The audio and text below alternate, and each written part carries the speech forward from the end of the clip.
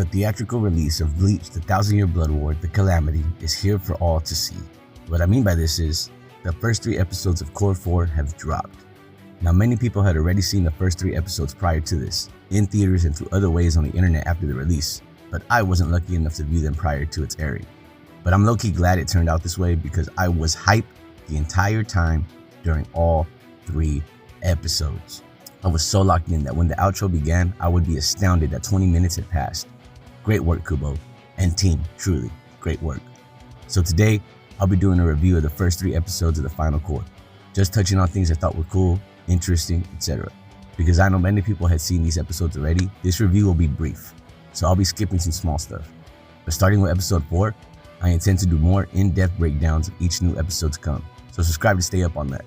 Alright, with that being said, let's get into The Calamity.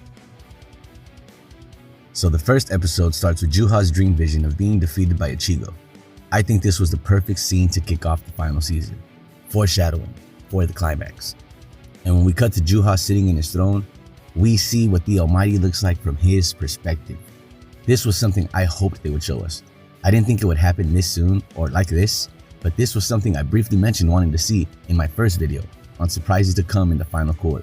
If you haven't seen that video, please go check it out after this one. We get this quick anime exclusive scene of Juha's perspective and cut to the intro. Bleach always has such good intros, man. The soundtrack, the sequences, the art, the character designs. Kubo always cooks with them, and this was no different. I'm not going to go shot by shot through the entire intro or else we'd be here all day, but the one shot that caught my attention the most was this one here of Orihime protecting herself, Rukia, Renji, and Ichigo, followed by all of them charging Juha, and Rukia is in her Bankai state.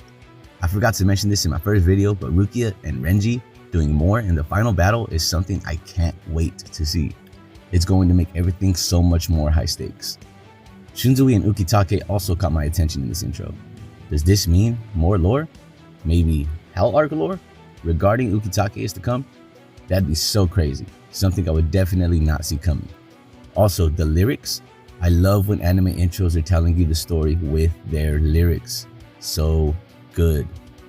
Back to the episode, we get a nice shot of the entirety of Varvel, showing us all the battles currently taking place.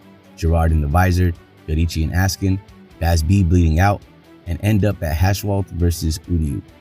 This fight got so much added to it. We get glimpses of it during all 3 episodes. That's how much has been added.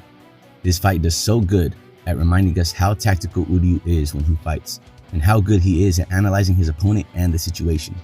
Throughout, he is testing Hashwalt's use of the Almighty to see if there is any sort of limit to it.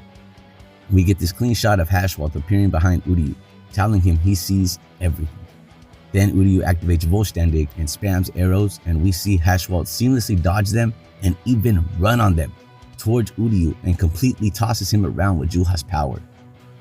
Then we get to see the world splitting before them. Hashwalt is showing Uryu the tearing of the 3 worlds and explains Juha's plans to create a world for the Quincy's.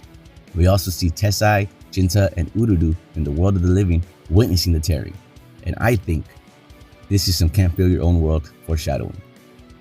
In that story, we learn the tearing of the 3 worlds and what people witnessed during this time caused religious cults to form, and these cults are doing cult-like things to reach the afterlife. That's all I'll say here, but dude, is this hinting at some can't feel your own world content? Then we get to the namesake of the episode, God of Thunder, Yorichi versus Asuka. Amazing fight. It's basically the exact same as the manga, which isn't necessarily a bad thing though, because they animated it perfectly. It was also funny to see Urahara being so nonchalant, it had me chuckling throughout. And before the episode ends, we see the Gift Ball Deluxe activate, Askin's Hasheim, and cut to outro. And the outro starts with Orihime grabbing onto Ichigo's arm, as if they're a couple. Does this mean we will see him ask her out officially after the climax? That would also mean we're gonna see more about the recovery after Juha. Your boy might have been cooking with his 1,000-Year Blood War predictions. The outro is sick though. Look at this. Look at this. Just dope. Episode 2, Son of Darkness, begins with an anime exclusive scene of Orihime talking to Tatsuki. Orihime is looking at a tiger lily, thinking of Ichigo and their past battles, longing for the day she can protect him. We then get back to Urahara versus Askin, and man, they did this so damn perfect. Askin's questioning and praise of Urahara was taken straight from the manga, and we finally hear it. Bankai, Kanenbiraki Benehime Baratame. And we get a whole 10-minute-ish, 12-minute-ish fight. It stays true to the manga in the sense that all the dialogue is like exactly the same, but the anime added a lot of original fight sequences between them. And they did this to showcase exactly what his Bankai can do, and this thing is crazy. Did you see the way he was gliding on the stitches? The way she was reconstructing space? This cross-pose shot? 2 cross-pose shots? We love Kubo's fan service, baby. Oh, and the way Benehime is summoned, the animation was so sick. What shook me the most low-key though was Benehime fading away. That didn't exactly happen in the manga. This only caught my attention because to our understanding, Benehime disappearing should mean Urahara is dying, right? That would be wild. I don't think that's happening though. I just had to mention that this did worry me for a second. We then get back to Orihime and Ichigo pulling up to Juha, and she realizes this is the moment where she can protect Ichigo. However, after Ichigo swings first, gets a Gatensho, we cut back to Uryu versus Hashwalt, and we see Hashwalt still overwhelming Uryu. Then cut back to Ichigo's strike being blocked by Juha, and Ichigo recognizes it's the Soul King's power. This line isn't in the manga. It shows us Ichigo's growth. During the entirety of this fight, we also see Orihime putting in the work. This whole fight was beautifully animated. Again, back to Uryu and Hashwalt, who is in a completely new form. He is wielding the Almighty the same way Juha does. We see the Soul King's power engulfing him, and he is manipulating it the same way Juha can. These two fights also show us that Juha can be awake and still share the Almighty with Hashwalt. The episode ends with Juha delivering the line, "Expend all of your power and die, Ichigo." Episode 3, Blood for My Bone. This episode starts off with a magnificent Orihime versus Juha anime-exclusive fight. Orihime can't seem to completely block Juha's attacks, and he explains it's because Ichigo's power is within him, so she unconsciously accepts the attacks. She stands up, determined to protect Ichigo, and Juha flexes his power, forcing her to the ground. But she rejects. She rejects God's power. She bleeds out and immediately heals herself while rejecting God's power, while still healing Ichigo. Kubo fan service never fails. Man, I was so hyped watching this, and Juha acknowledging Orihime's ability as one that enters God's domain reiterates how broken her power is, because he is the God she is currently defying, and he is acknowledging it. The dialogue between them is awesome, man.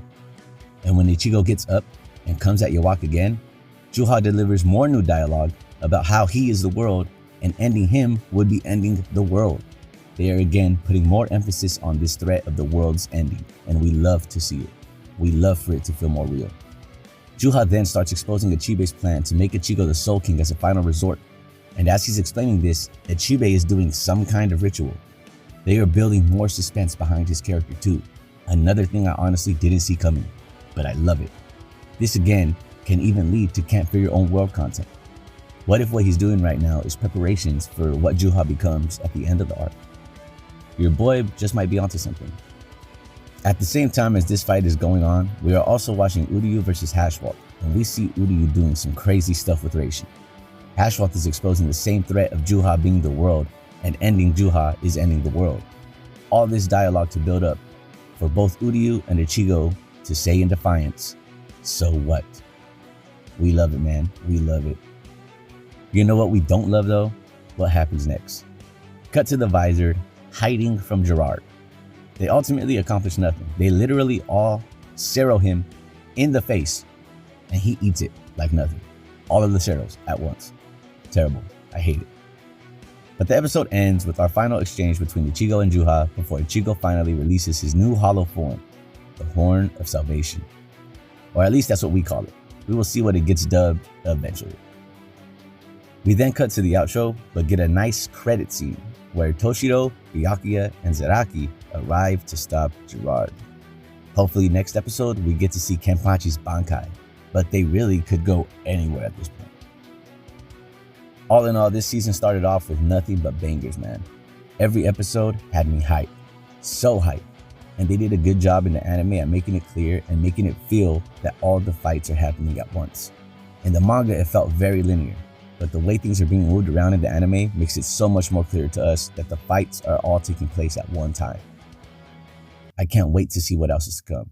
And I apologize that this wasn't an in-depth review, but like I said in the beginning, many people have watched these episodes already, so I figured a brief review would suffice. But I do intend now, starting with episode 4, to break down each new episode more fully. So subscribe if you want to review them with me. Let me know in the comments what you liked most about these first 3 episodes, and like the video, you know, all that YouTube stuff. I really appreciate it. Well, what else can I say, man? It's been your boy, Anime Man, and I got more anime to watch and manga to read. See you in the next one. Anime Man.